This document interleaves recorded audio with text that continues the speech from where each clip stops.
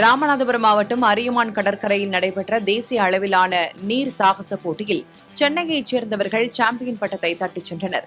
Tamil Nadu surfing federation of India சார்பில் நடைபெற்ற போட்டியில் தமிழ்நாடு, ஆந்திரா, கர்நாடகா, கேரளா உள்ளிட்ட மாநிலங்களைச் சேர்ந்த 200க்கும் மேற்பட்ட வீரர் வீராங்கனைகள் கலந்து கொண்டனர்.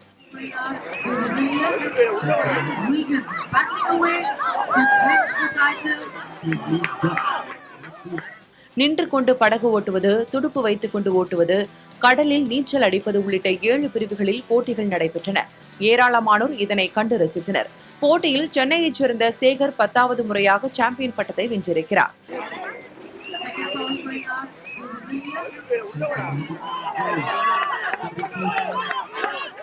பெண்கள் பிரிவில் சென்னையைச் சேர்ந்த மோனிகா சாம்பியன் பட்டம் வென்று அசத்தினார்.